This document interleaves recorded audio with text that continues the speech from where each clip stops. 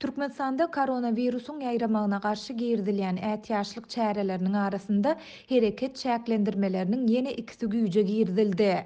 Bu çäklendirmäniň çäginde Lewap Mara Aşgabat aralygyna otly gatnawlary we Türkmenawatdan Daşowut hemde Balkan welaýatlaryna uçar reisleri towtudyldy.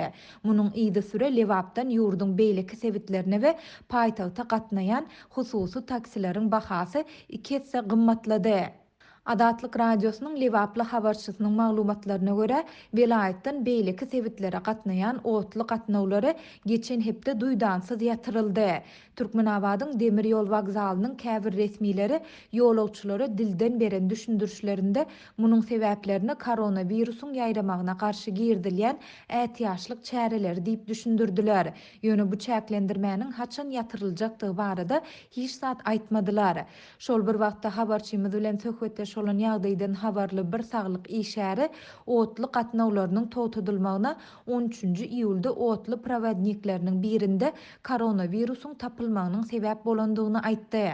Bu wakadan soň Lewapdan beýleki sebitlere gatnaýan otly gatnawlar towtudyldy. Ýöne Aşgabat Balkan we Aşgabat Daşowut aralygyna otly gatnawlary öňkü ýaly işini dowam etdirýär diýip efirde adynyň üýtgedilip Leyli diýilip tutulmagyny soran saglyk işäri belledi. Adatlyk baýdylanlar barada Türkmenabadyň demir ýol wagzalyndan we demir ýollary açyk görnüşli paýdarlar jemgyýetinden goşmaça maglumat alyp bilmedi. Demir ýollaryň resmi web saýtynda Lewap Mara Aşgabat aralygyna otly gatnawlarynyň towtudylandygy barada bildiriş hem göde iýmeýär. Ýöne web saýtyň elektron biletleri satylýan sahypasynda Türkmenabad Mara Aşgabat uğurlary boýunça 6-njy awgustda çenli gatnawlaryň tapylmandygy barada ýazgy çykýar. Web saýtda mundan soňky senelere seredip bolmaýar. Şeýle-de demir ýollaryň web saýtynda diňe Türkmenbaşy Aşgabat, Aşgabat Türkmenbaşy, Aşgabat Daşowut we Daşowut Aşgabat uğurlarynyň gatnaw tertibi görkezilýär. Habarçymyz otly gatnawnyň duýdansyz towtudylmagy sebäpli öňünden bilet satyn alyp goýan ýolagçylaryň biletleriniň köýendigini hem aýdýar. Online satyn alynan biletleriň ýygyna alynmajakdygy barada wagzalyň kassasynda duýduruş atylypdyr diýip adynyň efirde üýtgedilip Babamrat diýilip tutulmagyny soran Lewaply ýaşaýjy aýtdy. Demir ýollaryň web saýtynda 6 sagatdan öň ýygyna gaýtarylan gidiş biletleriniň ýol narhyndan 10% hyzmatlar üçin alynan 3 manat we ýygyna gaýtarmak üçin 5 manat ýygym tutulýandygy aýdylýar.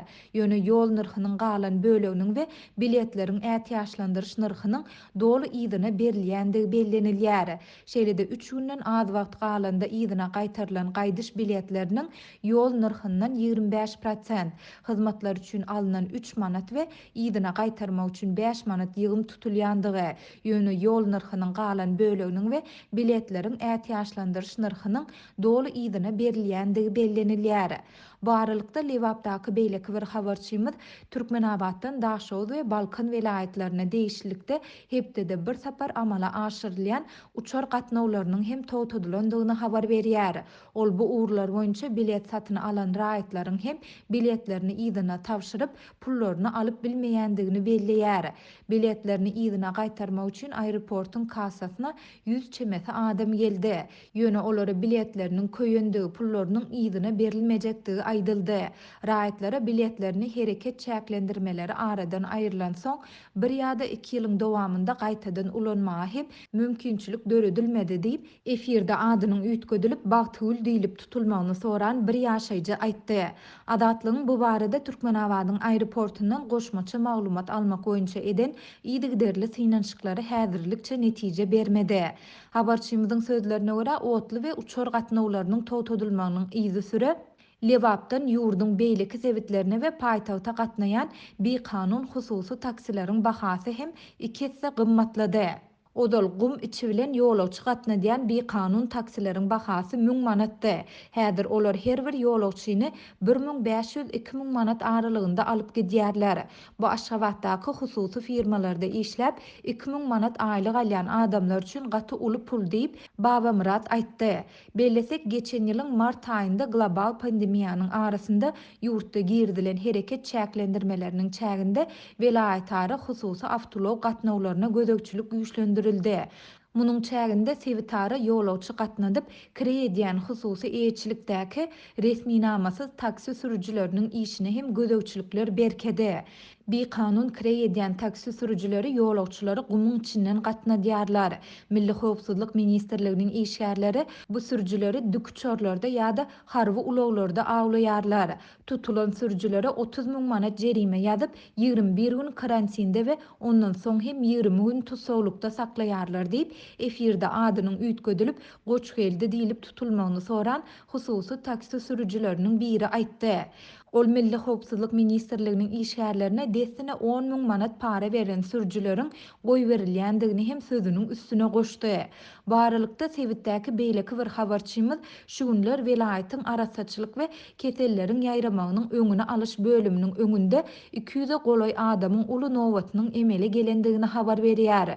Bu adamlar Farab etrawyna Aşgabatda we Daşowut Mary welaýatlaryna gitmek üçin zerur bolan koronavirus testini tapşyrmaga çalışýarlar. Bu ýerde ýörite topor düzülipdir. Bu toporu näme sebäpden başga sebite gitmek isleýändigiň barada hökman bir delil görkezmeli ýa-da iş sapary bilen barýan bolsaň, onda kepilnama eltmeli. Gezmäne barýan raýatlaryň hiç birini hem welaýatdan çykmaga ruhsat berilmeýär diýip nowatda duran ýaşaýjylaryň biri anonimlik şertinde habarçymyza gurrun berdi. Habarçymyzyň sözlerine görä ir bilen nowatda duran adamlar öýlen sagatlarynda test tapşyryp öýlerine gaýdýarlar. Ortaça 100 adamdan 20 adama welaýatdan çykyp biljekdigi barada ruhsatnama berilýär. Türkmenistanda şu ýylyň aprel aýynda ýeňilleşdirilen hereket çäklendirmeleri mundan bir ay gowrak öň gaýtadan güýçlendirildi. Bu çäklendirmeler Lewapda we ýurdun käbir beýleki sebitlerinde koronavirus alamatly keselçilik bilen keselleýänleriň we ölýänleriň görnetin köpelýändigi barada habarlaryň gelip gowşýan mahalyna gawat geldi. Global pandemiýa döwründe Türkmenistanyň hökümeti ýurtda hiç ýyly COVID-19 hadisasynyň ýüze çykarylmandygyny öňe sürýär.